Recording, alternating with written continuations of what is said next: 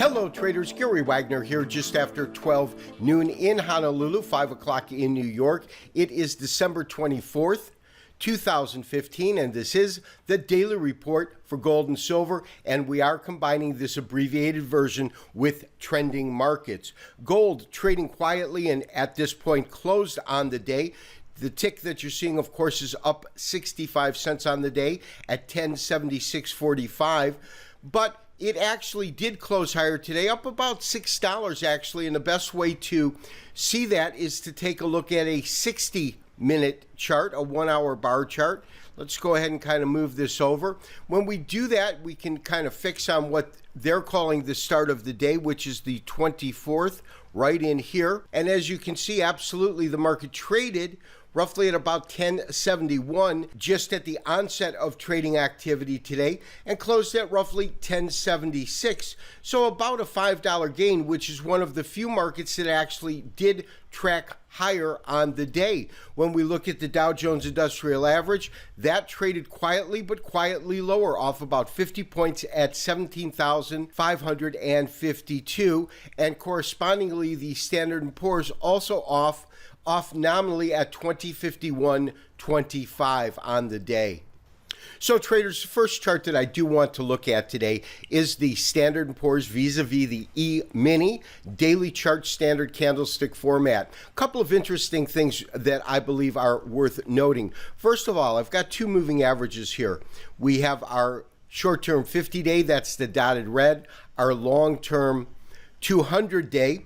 And you can see as of yesterday, that's this green candle right here, but as of yesterday, we actually traded into the area, didn't close above the 200 or the 50, but into that area, along with this shortened activity that we saw today, represented by the small red candle. Now, secondly, we're also noticing that we did get a cross in which the short-term 50-day has now moved above the longer-term 200-day moving average. That can be significant, but is significant really when we start to see closes above that 200-day moving average.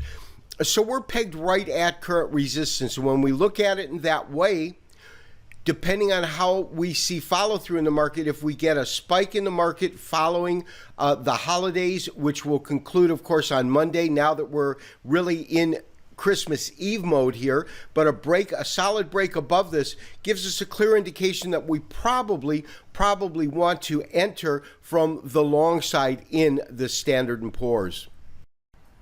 So traders, in other markets that we do follow and that I am looking for particular setups, the dollar and the euro dollar have had some interesting moves lately. Of course, the basic assumption was that once or if there was liftoff by the Federal Reserve, which in fact did take place, we would see a strengthening in the dollar. And because the European Union right now is still deeply immersed in quantitative easing, that we would see some weakness in the euro. And in fact, we've kind of seen the opposite.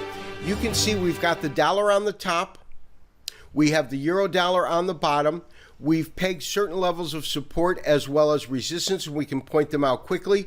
But support in the dollar should come in at around 98, 97. That's our 38% resistance level. We closed just above that, but just by a little bit. Support in the euro is at roughly 109, and you can see that with this chart right here. So these are two markets that we want to absolutely watch. My sense is over time we should see higher dollar and see lower euro, although up till now we really haven't seen the market kind of unfold in that way. And traders, for our final set of charts that I do want to look at, that's going to be in the gold market. They're going to be long-term studies, because really what we need to ascertain at this point is whether or not there is a likelihood that we found some sort of bottom formation and some real evidence that we could see this market move higher. Now, as of now, in terms of technical evidence, there is zero. We have zero technical evidence. We've actually made a lower low on the month. However, we are looking at a very, very small green candle, which means that in all likelihood, we'll see a positive close for gold, meaning it closes higher in the month of December, but it's absolutely critical that it holds a couple of levels as it's been breaking down level after level. I mean, you've got to look at it this way. When the market came up and tested 1920, it then came down. These lows here were roughly at 1534, and I remember them, and I remember that price point because it was such a dramatic fall from 1900 down to 1500. Now, this is a monthly chart, so it's very, very short in terms of how it looks in the candles. Now, then what we saw really happen was the market oscillating between 1800 on the upside, that was resistance, and support at roughly 1500. When it broke through support, it broke hard. It fell really to the next real level, and that next real level was about $1,200. You can see that by the series of bottoms here, and even on a monthly chart, you get that information, although highly, highly condensed. We then obviously broke through this particular stair step. So we had stair step 1, stair step 2, stair step 3, and now we're trying to ascertain if this most recent stair step is going to hold or if we're going to fall to yet another lower level. We talked about the fact that there is an actual high likelihood that we could see this market go or trade as low as 1,000. That's where I would look for it to go. You've got a lot of support in that area should it do that. And there is still the small probability that this market is forming some sort of a bottom at this point. However, as I said, I have no technical evidence to really look at that in any kind of a concrete way. And so for the final chart that I want to look at, this of course is another long-term study, although it's put in at a daily, and let's go ahead and blow this up for the areas that we really want to look at. But there's no doubt, even with that stair step, we have had an absolute decline over the last 5 years. And based upon these studies, it does appear as though our next real target is 1038 to 1039. That's based on a fib study, and then 1000. We are still in a bear channel. I would love to tell you that I'm looking at it in a different way, but nonetheless, the charts say what the charts say.